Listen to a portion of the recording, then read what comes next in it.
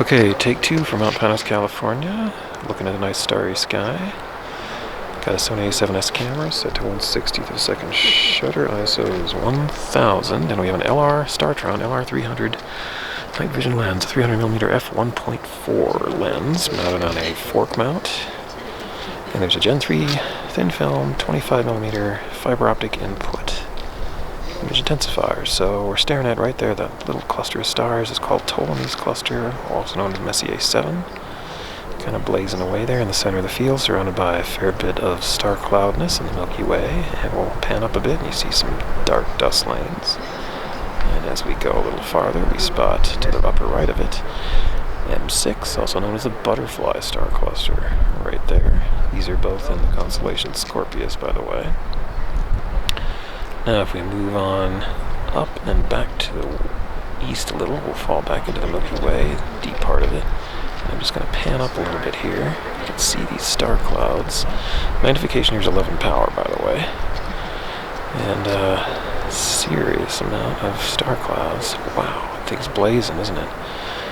So this is about the brightness you would get if you took the camera off the back of the intensifier unit and just used an eyepiece, I think. Okay, what do we have here? This is the Lagoon Nebula. It's a fuzzy patch of stuff, middle of the field. Can you see the lagoon shape? It's a little bit small at 11 power, but I can recognize it. And if we go just a wee bit higher to the upper right of it, a slight bit kind of in the center of the field is the Trifid Nebula. And you might be able to make out a hint of dark lanes. They're very tiny, radiating from the center star in that small nebula in Sagittarius. We're in Sagittarius, by the way. If I keep going up, a little more to the east again, I'll land in a dense star cloud right there. That probably has a name, but I don't know what it's called. I just know it's in the Milky Way. Now if we keep going up some more, yeah, there we go. That half lobster looking thing is M17, also known as the Swan Nebula.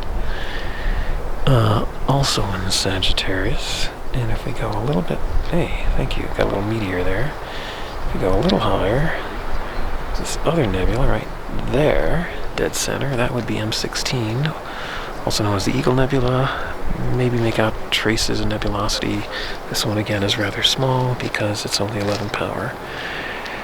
And I'll just pan up some more, look for some dark lanes here in the Milky Way. There's a little bit of structure there. What do we got here? Lots of meteors tonight. That was another one. Keep creeping up. And going to the east a bit. This is evening of July 17th. It's midnight, so I guess it's July 18th now.